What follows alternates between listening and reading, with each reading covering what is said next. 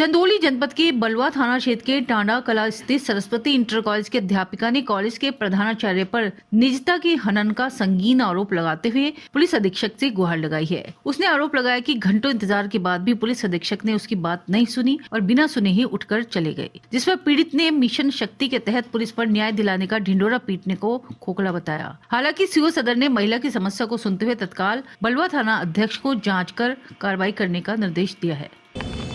जी, मैं एक Tanda inter college में अध्यापिका हूँ, वहाँ पे पढ़ाती हूँ मैं। वहाँ पे जहाँ पे हम लोग बैठते हैं, हमारा महिलाओं का रेस्ट रूम है और बच्चियों के लिए, जहाँ पे बड़ी बड़ी बच्चियाँ पढ़ती हैं, उनके लिए मैंने स्पेशल हेल्थ रूम बनाया गया है।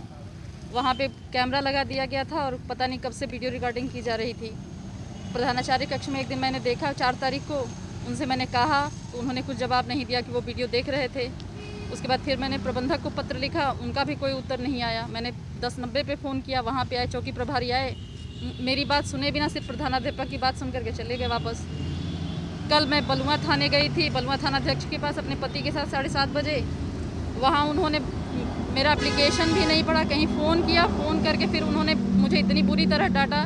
मेरे पूछा मुझसे कि बलुआ थानाध्यक्ष ने, उन्होंने बाहर ही हमें खड़ा रखा, थाने के अंदर भी नहीं घुसने दिया, बरामदे में ही, और वहीं से डांटना शुरू किया। मेरा मोबाइल महिला कांस्टेबल ने छीन लिया, जबकि हम लोग मोबाइल सिर्फ हाथ में लेकर खड़े थे, और मेरे पति का भी मोबाइल छीन लिया।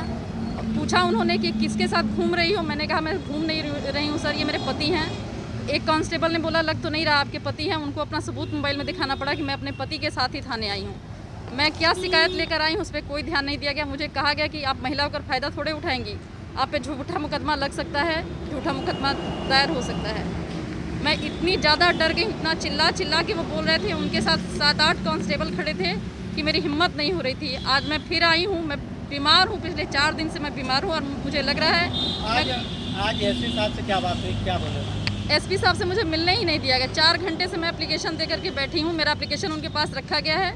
अभी जब सब लोग चले गए हैं तो मुझे सीओ साहब के पास भेजा गया है। सीओ साहब ने मुझे कहा है कि आप जाइए बलुआ थाना, फिर से वापस चले जाइए।